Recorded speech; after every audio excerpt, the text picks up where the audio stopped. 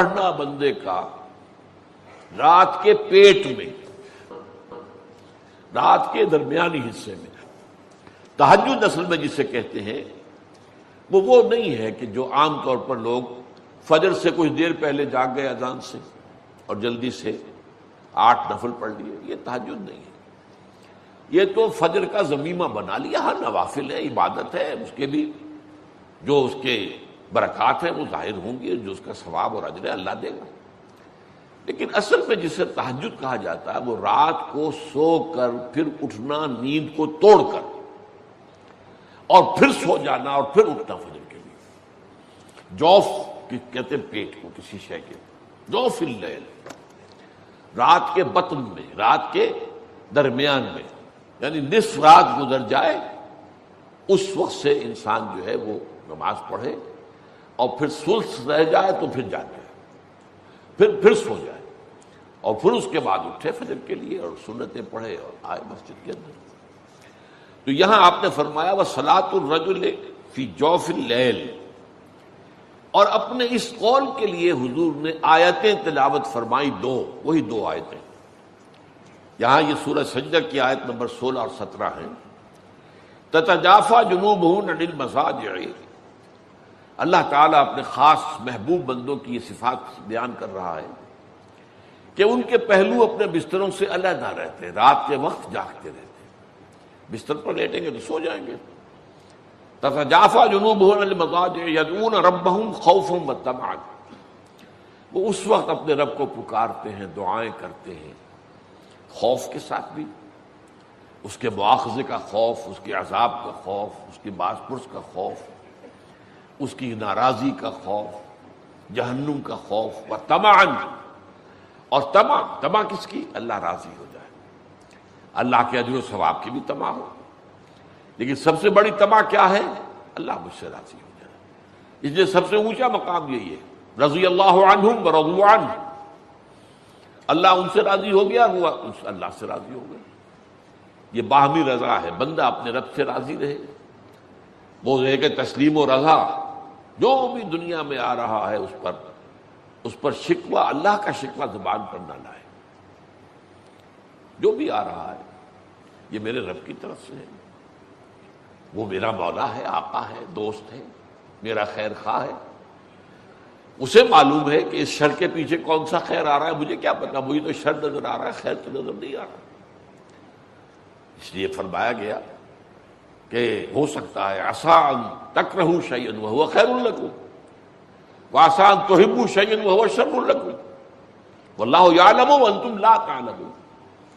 ہو سکتا ہے تمہیں کوئی چیز بری لگے حالانکہ اسی میں تمہارا خیر ہو. عین ممکن ہے تمہیں کوئی چیز اچھی لگتی ہو حالانکہ اس میں تمہارے لیے شر ہے. اللہ جانتا ہے، تم نہیں جانتا.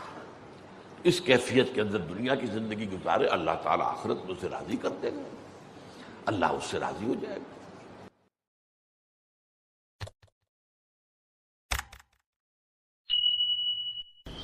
میری گفتگو کا جو اس وقت عنوان معین ہے اور جو اس وقت آپ کے سامنے لکھا ہوا بھی ہے، فلسفہ دین میں نماز کی اہمیت. اس میں سب سے پہلے تو میں توجہ دلاؤں گا کہ لفظ فلسفہ اصلاً عربی کا ہے اور نہ ہی یہ قرآن حکیم کی اصطلاح ہے. یہ لفظ بھی اپنی اصل کے اعتبار سے یونانی ہے.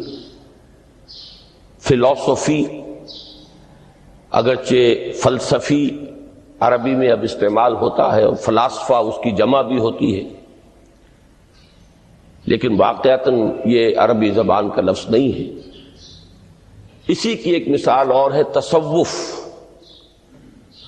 وہ بھی بظاہر تفاعل کے وزن پر خالص صیغہ معلوم ہوتا ہے عربی زبان کا، لیکن یہ بھی تھیوسوفی، یہ بھی در حقیقت یونانی الاصل لفظ ہے جس کی تعریب کی گئی ہے، اسے معرب بنا کر عربی کا جامہ پہنا دیا گیا ہے. فلسفے سے ہم جس علم یا جس شعبہ علم کو مراد لیتے ہیں، قرآن حکیم کی اصطلاح میں اس کے لیے لفظ حکمت ہے. اس کا مادہ ہا کاف میم، اور اس کا بنیادی مفہوم وہی ہے کہ جو اس سے جو ایک مشتق لفظ ہے استحکام،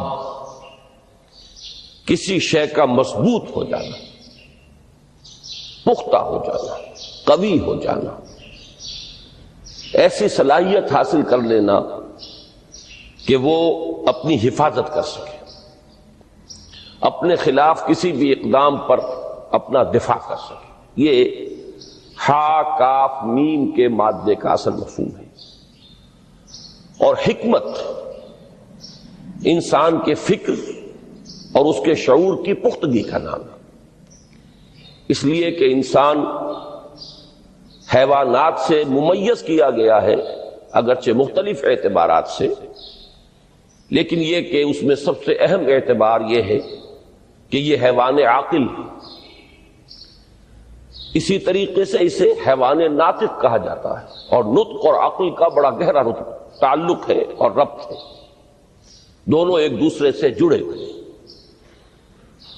تو ہم کہیں گے شعور، عقل سے انسان کو شعور حاصل ہوتا ہے، اور نطق جو ہے اس کی بنیاد، اس کا سورس جو ہے وہ یہی شعور۔ تو انسانی فکر کی پختگی، انسانی شعور کی پختگی، اس کے اندر ایسی صلاحیت کا پیدا ہو جانا کہ وہ حقائق تک رسائی حاصل کر سکے، اس میں اتنی قوت پیدا ہونا کہ وہ صحیح رخ پر، صحیح رخ سے موڑنے والے جتنے محرکات ہیں ان کے مقابلے میں اپنا دفاع کر سکے، یہ حکمت ہے۔ لہذا فلسفہ دین کی بجائے اب آپ اپنے ذہن میں حکمت دین کا لفظ رکھیں، اور اب غور کیجئے کہ حکمت دین میں صلاۃ کے مقام کو سمجھنے کے لیے ہمیں یہاں سے ابتدا کرنی چاہیے کہ حکمت دین کا سب سے بنیادی مسئلہ کون سا ہے۔ حکمت دین کا سب سے اہم، سب سے بنیادی، اولین مسئلہ معرفت خداوندی ہے۔ انسان اپنے رب کو پہچانے، اور رب کو پہچان کر اپنے فطری جذبہ تشکر کو اس کی ذات سے وابستہ کر دیں۔ یہ فطری جذبہ تشکر بھی آپ سمجھ لیجئے کہ یہ بھی نہ صرف انسان بلکہ حیوانات کا بھی خاصہ ہے کہ اگر ان کے ساتھ کوئی بھلائی کی جائے تو ایک خاص رد عمل ان کی طبیعت میں پیدا ہوتا ہے، جسے ہم جذبہ شکر یا جذبہ تشکر سے تعبیر کر سکتے ہیں۔ حیوان کے پاس اگرچہ وہ زبان نہیں ہے کہ جس میں وہ اپنے اس جذبے کو الفاظ کا جامہ پہنا کر اپنے محسن کی خدمت میں پیش کر سکے، لیکن یہ کہ اگر کبھی کسی بھوکے پیاسے حیوان کو آپ نے کوئی غذا فراہم کی ہو یا پانی پلایا ہو، اور پھر اگر آپ اس کی آنکھوں میں دیکھیں گے تو وہ جذبہ تشکر وہاں سے ابلتا ہوا محسوس ہوگا۔ یہ گویا کہ فطرت کا تقاضا ہے۔ حیوانات سے بلندتر سطح پر انسان ہے، تو فطرت انسانی کا بڑا اساسی اور بنیادی تقاضا ہے کہ وہ اپنے محسن کا شکر ادا کرے، جس نے بھی اس کے ساتھ کوئی بھلائی کی ہو، خیر کیا ہو، اس کی کوئی احتیاج پوری کی ہو، اس کی کوئی ضرورت پوری کی ہو، اس کا وہ شکر بجانا ہے۔ تو یہ فطری جذبہ تشکر جب تک عقل انسانی اپنے اصل محسن اور مربی کو نہیں پہچانتی تو یا تو یہ منتشر رہتا ہے یا بھٹکتا رہتا ہے۔ چنانچہ شرک کی جو ساری تاریخ ہے اس کا تجزیہ کریں گے تو بات یہی نظر آئے گی کہ اس جذبہ تشکر نے اپنے علم کی کوتاہی کی وجہ سے، اپنے فہم کی کوتاہی کی وجہ سے مختلف اشیاء کے ساتھ یا مظاہر قدرت کے ساتھ اپنے آپ کو منسلک کر لیا۔ مثلاً یہ کہ یہ بات غلط نہیں ہے کہ ہماری دنیا کا یہ سارا نظام جو ہے اس میں سورج کی حرارت کو بہت بڑا دخل حاصل ہے، ساری انرجی جو ہمارے پاس ہے اس کی سورس تو اصل میں وہ سولر انرجی ہے. لکڑی بھی آپ جلا کر اگر آگ کے ذریعے سے حرارت حاصل کرتے ہیں تو وہ بھی در حقیقت سورج ہی کی وہ حرارت تھی کہ جو اس لکڑی میں جذب ہوئی ہے، اس نے وہ صورت اختیار کی. فصلوں کو سورج پکاتا ہے، اس کی حرارت جو ہے وہی ان کے پکنے کا ذریعہ بنتی ہے. لہذا انسان نے یہ سمجھا کہ ہمارا سب سے بڑا محسن یہ ہے، لہذا اس کے آگے ہاتھ جوڑ دیے، اس کو سجدہ کیا، اسے معبود بنا لیا. اسی پر آپ قیاس کرتے چلے جائیے. جس چیز کے بارے میں احساس ہوا کہ اس کے ساتھ ہماری کوئی بھلائی وابستہ ہے، یہ ہمارے لیے کسی خیر کا ذریعہ ہے، اس کے سامنے انسان جھک گیا اور اس کے اظہار تشکر کے لیے اس نے مراسم عبودیت ایجاد کر لی. تو عقل انسانی کی اصل معراج یہ ہے کہ وہ اپنے اصل مربی کو پہچانے، اپنے اصل رب کی معرفت حاصل ہو جائے کہ یہ تمام مظاہر فطرت، مظاہر قدرت، اگرچہ یہ سب ہے اس دنیا میں، اس کے نظام کو مختلف پہلوؤں سے ان کے ساتھ وابستہ کیا گیا ہے، لیکن یہ سب خود کسی اور کی ربوبیت کے مظہر ہے. کوئی اور ہے جو ان سب کا خالق ہے، کوئی اور ہے کہ جس نے ان کے لیے یہ سارا نظام بنایا ہے. تو ایک ہی چھلانگ میں انسان پھر وہاں پہنچتا ہے اور اپنے اصل رب اور مربی کو پہچان کر اب اپنے پورے جذبہ تشکر کو اس کی ذات کے ساتھ منسلک کر دیتا ہے. یہ میں نے خلاصہ عرض کیا آپ کے سامنے سورہ لقمان کے دوسرے رکوع کی اس پہلی آیت کا، جس میں اللہ تعالیٰ نے حضرت لقمان کے حوالے سے حکمت اور حکمت کا جو منطقی اور لازمی نتیجہ ہے دونوں چیزوں کو بیان کر دیا. وَلَقَدْ آتَيْنَا لُقْمَانَ الْحِكْمَةَ أَنِ اشْكُرْ لِلَّهِ، ہم نے لقمان کو حکمت عطا کی کہ کر شکر اللہ کا. فطرت سلیمہ کا تقاضا شکر، محسن کے لیے، مربی کے لیے، اور عقل کی معراج اپنے اصل محسن اور مربی کو پہچان لینا، اسی کا نام حکمت ہے. حکمت عقل صحیح اور فطرت سلیمہ کے امتزاج سے وجود میں آتی ہے، جس کا نتیجہ شکر رب ہے یا معرفت رب. تو یوں سمجھیے کہ حکمت دین کا اساسی مسئلہ یہ، باقی سارے مسائل اب یہیں سے آگے چلیں گے. اس کے لیے یہ بات اگر آپ نے منتخب نصاب کے وہ اسباق پڑھ لیے ہوں تو یہ چیزیں سامنے آ چکی ہوں گی کہ اس کے لیے قرآن کا اسلوب یہ ہے کہ آیات کے حوالے سے انسان کے اندر معرفت رب کو جگایا جاتا ہے.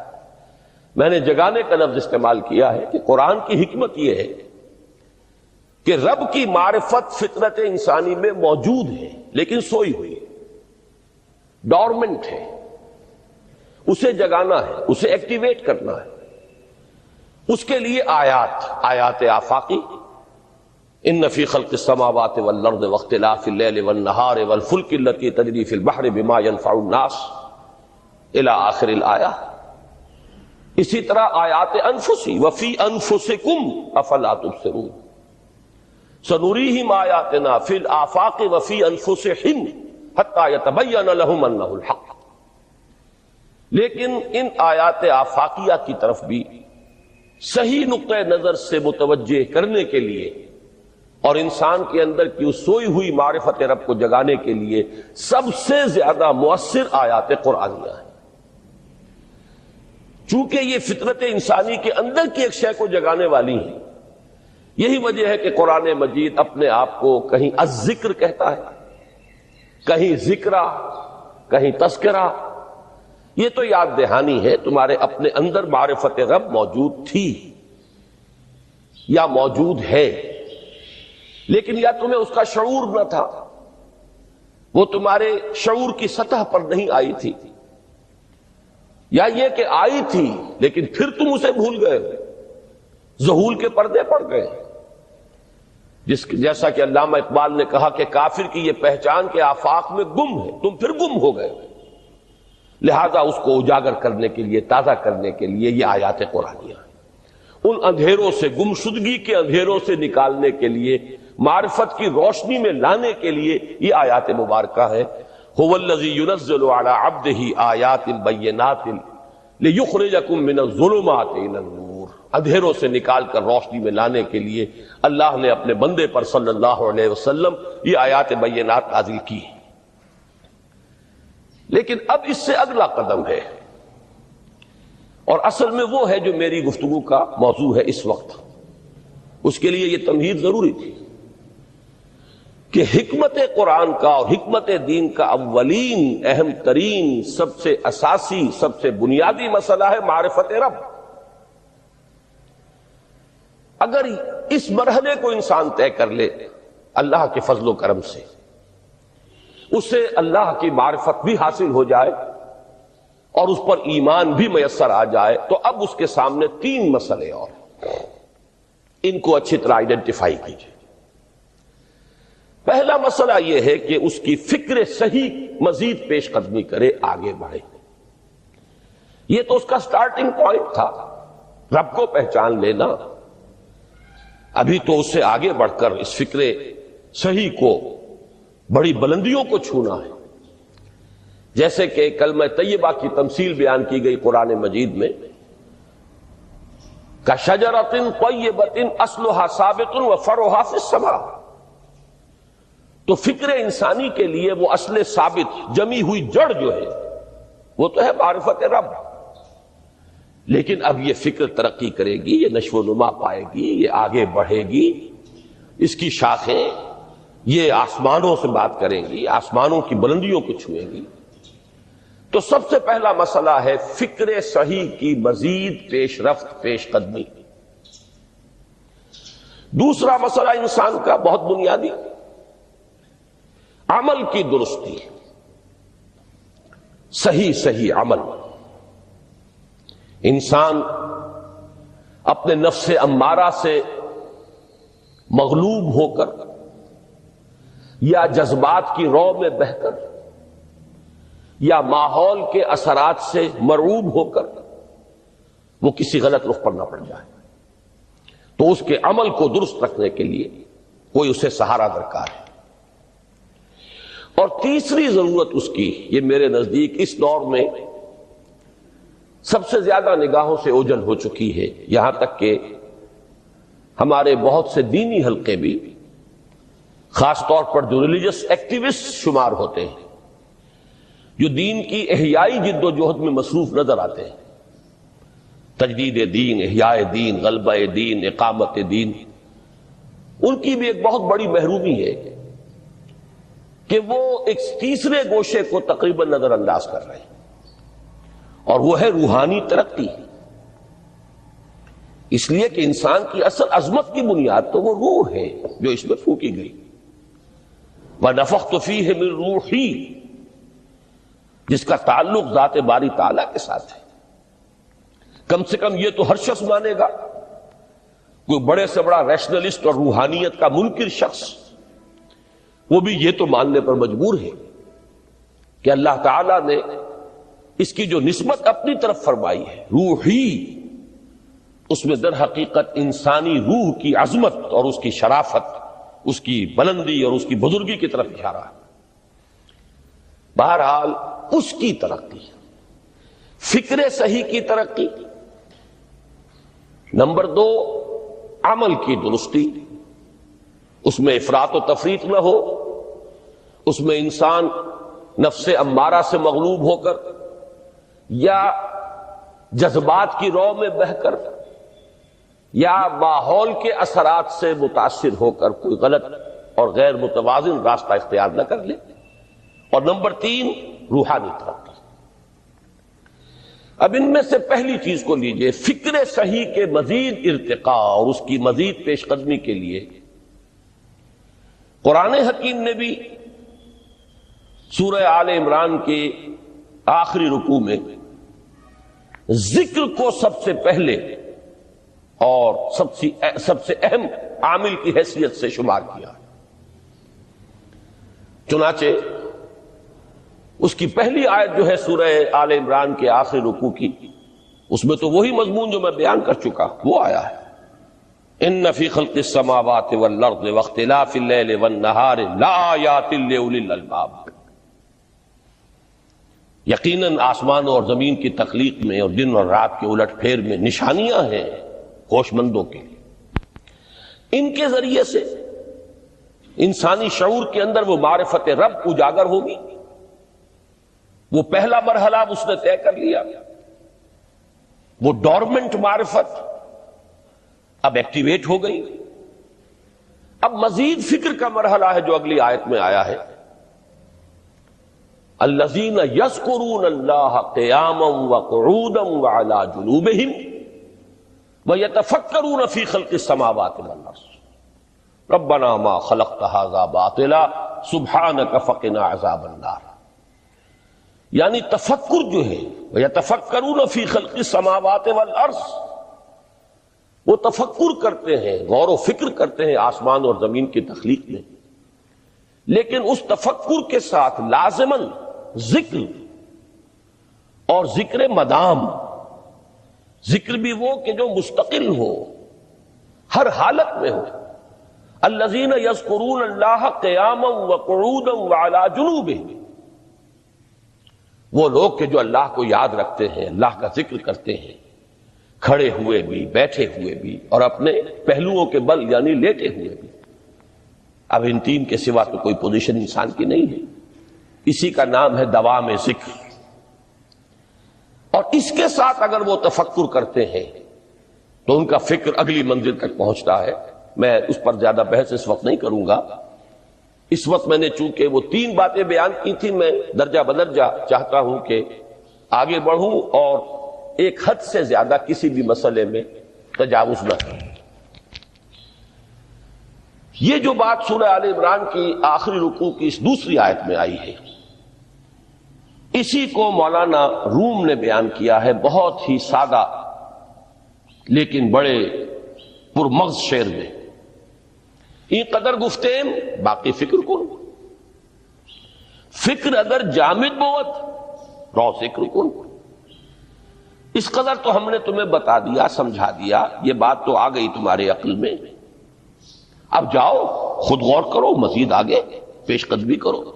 این قدر گفتیم باقی فکر کن، فکر اگر جامد بوت رو ذکر کن۔ فکر میں جمود آ جائے، فکر سست پڑ جائے تو جاؤ پھر ذکر کرو۔ تو یہ ذکر اور فکر گویا کہ گاڑی کے دو پہیے ہیں کہ جن سے فکر انسانی صحیح رخ پر آگے بڑھے گا۔ اگر یہ ذکر ساتھ نہیں رہے گا تو فکر انسانی کج ہو جائے گا۔ تاثریا میرا دیوار کج، پھر وہ فکر جو ہے وہ بلندی کو کتنے ہی پہنچ جائے لیکن وہ ٹیڑھی بلندی ہوگی، وہ صراط مستقیم پر پیش قدمی کرنے والا فکر نہیں ہوگا۔ اسی کو علامہ اقبال نے اپنے دو اشعار میں، کیونکہ انہوں نے مولانا روم کو اپنا پیر بھی تسلیم کیا ہے، مرشد رومی، تو یہ فکر جو ہے، یہ خیال جو مولانا روم نے پیش کیا، اسی کو علامہ اقبال نے دو اشعار میں میں سمجھتا ہوں کہ مزید شکوہ کے ساتھ، مزید خوبصورت اور حسین انداز میں پیش کیا ہے۔ جز بقرآن زے غمی روباہی است، فقر قرآن اصل شاہنشاہی است۔ قرآن کے بغیر اگر کوئی شعر بھی ہو تو وہ بھی اصل میں لومڑی ہے، اس کی کوئی حقیقت نہیں ہے، اس لیے کہ اصل شاہنشاہی جو ہے وہ تو فقر قرآن ہے۔ اب فقر قرآن کیا ہے؟ فقر قرآن اگر آپ لکھا ہوا دیکھیں گے اس کو تو اس کے آگے یہاں اب سوالیہ نشان آ جائے گا۔ فقر قرآن یعنی سوچو فقر قرآن کیا ہے، اور جواب ہے اختلاط ذکر و فکر۔ فقر قرآن امتزاج سے وجود میں آتا ہے کہ اس میں ذکر بھی ہو، فکر بھی ہو۔ اور فکر را کامل نہ دیدم جز میں ذکر، میں نے فکر کو کبھی بھی اپنی منزل مقصود تک پہنچتا ہوا نہیں پایا جب تک کہ اس کے ساتھ ذکر نہ ہو۔ تو پہلی شے تھی فکر انسانی کی صحیح رخ پر مزید پیش قدمی اور پیش رفت، اور اس کے لیے لازم ہے ذکر و فکر کا امتزاج۔ دوسری چیز کو لیجئے عمل کی درستی۔ اس عمل کی درستی کے لیے اللہ تعالی کے ساتھ ایک گہرے تعلق کی بنی، اس لیے کہ صبر کی بحث میں یہ مضامین شاید آپ کے سامنے آ گئے ہوں کہ صبر، جہاں مصیبت پر صبر ہوتا ہے، تکلیف پر صبر ہوتا ہے، اللہ کے احکام پر جمنا یہ بھی صبر ہے، نفس کی خواہشات کی باغ کو تھام کر رکھنا، کھینچ کر رکھنا یہ بھی صبر ہے، اور استقامت کسی شے پر قائم رہنا یہ بھی صبر ہے۔ تو عمل صحیح پر استقامت کے لیے وَاصْبِرْ وَمَا صَبْرُكَ إِلَّا بِاللَّهِ، اس صبر کی سب سے اہم جو بنیاد ہے، اس کا جو سب سے بڑا ذریعہ ہے، اس کا جو سب سے بڑا سہارا ہے، وَمَا صَبْرُكَ إِلَّا بِاللَّهِ، اس کے لیے ضرورت ہے ایک گہرے تعلق کی کہ اللہ کے ساتھ ایک ایسا تعلق برقرار رہے جو نہ صرف گہرا ہو بلکہ دائم و قائم ہو، مسلسل۔ ذرا ظہول ہوگا تعلق مع اللہ میں، ذرا کمی آئے گی، شیطان کا وار کاری ہو جائے گا۔ اسی کو حضور نے حدیث میں یوں تعبیر کیا ہے تمثیلاً کہ جو دل اللہ کی یاد سے غافل ہے اس پر، فارسی کا وہ مقولہ بھی ہے کہ خانہ خالی را دیو میں گیرت، گھر خالی رہے تو جنات اس پر دیو جو ہے آ کر قبضہ جما لیتے ہیں۔ تو خانہ قلب جو ہے اگر یاد خدا بندی سے خالی ہو گیا تو شیطان ابلیس لعین اپنی تھوتنی ٹکا دیتا ہے۔ یہ لفظ آتا ہے سور کے منہ کے لیے تھوتنی، جس طرح اس کا نکلا ہوا سا منہ ہوتا ہے آگے، تو یہ لفظ استعمال کیا گیا کہ وہ اپنی تھوتنی انسان کے دل پر جما کر اور پھوکے مارنی شروع کر دیتا ہے۔ تو شیطان کو موقع ہی تب ملتا ہے جب انسان کے تعلق مع اللہ کے اندر کمی ہو، وہ خانہ بالکل خالی ہو گیا ہو یا اتنا ضعیف ہو گیا ہو کہ کل عدم ہو جائے، گویا کہ نہیں۔ تیسری چیز کی طرف آئیے، روحانی ترقی۔ روحانی ترقی کے لیے میں ایک اصطلاح کے سامنے لا رہا ہوں، اس سے مراد کیا ہے؟ روحانی ترقی کے لیے ہماری دینی اصطلاح ہے تقرب الی اللہ، اللہ سے قریب تر ہوتے چلے جانا۔ اس پر میرا ایک کتابچہ بھی ہے، تقرب الی اللہ کے دو مدارج، دو درجے، جو در حقیقت ایک حدیث نبوی علیہ الصلوۃ والسلام ہی پر مبنی ہے کہ حضور نے ایک درجہ قرار دیا ہے تقرب بالفرائض، فرائض کے ذریعے سے انسان اللہ کا قرب حاصل کرے۔ ایک ہے تقرب بالنوافل، نوافل کے ذریعے سے اللہ کا قرب حاصل کرے۔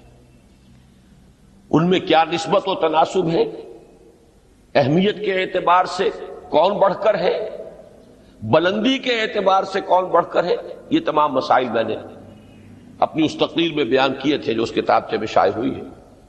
اس وقت میں اس کی تفصیل میں نہیں جا رہا، صرف یہ تذکرہ اس لیے کر رہا ہوں کہ جن کو بھی خواہش ہو جائے وہ اس کا مطالعہ کرے۔ ہماری اس وقت کی گفتگو سے وہ کتابچہ اس جگہ پر منسلک ہوگا۔ تو تقرب الی اللہ، یہ تقرب کوئی فزیکل فینومینن نہیں ہے، جسمانی یا مادی مسئلہ نہیں ہے۔ اللہ سے قرب یہ نہیں ہے کہ کوئی کروڑوں میل کا فاصلہ ہے، اب ہمیں کوئی رسی پر چڑھنا ہے اوپر بڑی محنت اور مشقت سے، فصل تو ہے ہی نہیں، فاصلہ ہے ہی نہیں، بعد ہے ہی نہیں۔ نحن اقرب الیہ من حبل الورید، ہم تو انسان سے اس کی شہرگ سے بھی زیادہ قریب ہیں۔ ہوا معکم اینما کنتم، وہ تو تمہارے ساتھ ہی ہوتا ہے جہاں کہیں بھی تم ہو، بس صرف یہ کہ تمہاری توجہ نہیں ہوتی، تم اور چیزوں میں مشغول و مصروف رہتے ہو، تم ہماری طرف دھیان ہی نہیں دیتے، تم ہماری طرف متوجہ ہی نہیں ہوتے۔ ہم تو مائل بے کرم ہے، کوئی سائل ہی نہیں، راہ دکھلائیں کسے رہنو منزل ہی نہیں۔ انسان جب متوجہ ہو جاتا ہے اور بڑھتا ہے، آگے پیش قدمی کرتا ہے روحانی اعتبار سے، تو یہ ہے در حقیقت تقرب اللہ. اور یہی اس صبح کا وقت ہے، آنکھ بھی کھلی ہے، کوئی اذان کی آواز بھی کان میں آئی ہے، آپ کا نفس کہتا ہے ابھی سو جی. آپ نے اپنی چادر یا کمبل کو درست کیا اور کروٹ لیا. یہ کیا ہے؟ آپ نے کس کا حکم پیچھے پھینکا اور کس کا حکم مانا؟ اللہ کے حکم کو پیچھے پھینک دیا، نفس کے حکم کو آگے رکھا. یہ شرک، اس شرک کو جاننے والے بہت کم ہیں. مولانا روم نے خوب کہا تھا، نفس ماں ہم کم ترس فرعون نیست لیکن ایراعون نیست. میرا نفس بھی فرعون سے کم نہیں ہے. فرعون نے کہا تھا نا الیس لی ملک مصر وہذہ الانہار تجری من تحتی، کیا اس ملک مصر کی حکومت میری نہیں ہے؟ اور سارا جو یہ آب پاشی کا نظام ہے، انہار کا نظام ہے، وہ میرے کنٹرول میں نہیں ہے. جس کا چاہوں موگا کھلا رکھوں، جس کا چاہوں بند کر دوں. یہ تھا خدائی کا دعویٰ، انا ربکم الاعلی. تو مولانا روم کہتے ہیں میرا نفس بھی اس سے کمتر نہیں ہے. وہ کہتا یہ جسم میرا ہے، اس پر میرا حکم چلے گا. میں نہیں جانتا کون اللہ کون رسول، کیا حرام کیا حلال. تو فرعون سے کم تو نہیں ہے میرا نفس. لیکن ایراعون اس کی بہت مدد تھی، فوج تھی، لاؤ لشکر تھا، تو اس نے زبان سے بھی کہہ دیا کھل کر الا ربکم الاعلی. میں مسکین ہوں، غریب ہوں، میرے پاس کوئی طاقت نہیں ہے، میں زبان سے تو کچھ نہیں کہہ سکتا، اندر سے میرا نفس یہی کہتا. یہ نفس کی حکومت قرآن کہتا ہے. میں حیران ہوتا ہوں، دو جگہ یہ مضمون آیا ہے. ارأیت من اتخذ الہہ ہواہ افانت تکون علیہ وکیلا. اے نبی تم نے دیکھا اس شخص کو، اس کے حال پر غور کیا جس نے اپنی خواہش نفس کو اپنا الہ بنا لیا ہے. اللہ اکبر. الہ لا الہ الا اللہ، کلمہ توحید کا مرکزی لفظ یہاں آ رہا ہے. من اتخذ الہہ ہواہ، جس نے اپنی خواہش نفس کو اپنا معبود بنا لیا، الہ بنا لیا. افانت تکون علیہ وکیلا، کیا آپ ایسے شخص کی کوئی ذمہ داری لے سکتے ہیں؟ سود حرام ہوا کرے جی، حرام حرام، ہمارا دھندا جو ہے وہ آگے بڑھ نہیں سکتا. اللہ کے حکم کو پیچھے ڈالا، نفس کے تقاضے کو آگے رکھا. کون معبود ہے آپ؟ نام عبداللہ رکھیے، نام عبد الرحمان رکھیے، ہے عبد النفس، نفس کے بندے، نفس کے غلام. پوچھا گیا ایو الہجرت افضل یا رسول اللہ، اے اللہ کے رسول بتائیے سب سے اعلیٰ ہجرت کون سی ہے، افضل؟ فرمایا ان تہجر ما کرہ ربک، ہر اس چیز کو چھوڑ دو جو تمہارے رب کو پسند نہیں. آج رات ہی سے آپ ہجرت شروع کر سکتے ہیں. جائزہ لیجئے کیا کیا چیزیں میری زندگی میں خلاف شریعت ہے، تو اللہ کو ناپسند ہے. فیصلہ کیجئے کہ آج کے بعد نہیں ہوگی. ہجرت شروع ہو گئی. افضل الہجرہ، سب سے افضل ہجرت شروع ہو گئی. المجاہد من جاہد نفسہ، جہاد تو یہاں سے شروع ہو گیا، اپنے نفس کے خلاف جہاد کرنا. صبح نفس نے کہا ابھی سو جا، آپ نے نفس کی بات کو رد کیا، اپنا کمبل اٹھا کے پھینکا، اٹھے، وضو کیا، نماز کے لیے آپ مسجد چل دیے. آپ نے جہاد کیا نفس کے خلاف. یہ افضل الجہاد ہے. افرأیت من اتخذ الہہ ہواہ افانت تکون علیہ وکیلا، کیا تم نے غور کیا اس شخص کی حالت پر جس نے اپنی خواہش نفس کو اپنا معبود بنا لیا، الہ بنا لیا. کہہ رہا ہے لا الہ الا اللہ، لا الہ الا اللہ، لیکن الہ تو اس کا لفظ ہے. ظاہر بات ہے فرعون نے اگر دعویٰ کیا تھا میں تمہارا خدا ہوں، انا ربکم الاعلی، تو کیا اس کا مطلب یہ تھا کائنات میں نے پیدا کیے، تمہیں میں نے پیدا کیے؟ ذرا سوچیے، کیا وہ بزرگ موجود نہیں ہوں گے جنہوں نے اسے دیکھا ہو کہ آج اس کی ولادت ہوئی تھی، کل اس کی کوئی اور سیری بنی ہوئی تھی؟ یہ کیسے دعویٰ کیا تھا؟ میرا حکم چلے گا، میں نہیں جانتا. الیس لی ملک مصر، مصر کی حکومت میری ہے کہ نہیں؟ قرآن حکیم نے بھی سورہ آل عمران کے آخری رکوع میں ذکر کو سب سے پہلے اور سب سے اہم عامل کی حیثیت سے شمار کیا. چنانچہ اس کی پہلی آیت جو ہے سورہ آل عمران کے آخری رکوع کی، اس میں تو وہی مضمون جو میں بیان کر چکا وہ آیا ہے. ان فی خلق السماوات والارض واختلاف اللیل والنہار لآیات لأولی الالباب، یقیناً آسمان اور زمین کی تخلیق میں اور دن اور رات کے الٹ پھیر میں نشانیاں ہیں ہوش مندوں کے. ان کے ذریعے سے انسانی شعور کے اندر وہ معرفت رب اجاگر ہوگی. وہ پہلا مرحلہ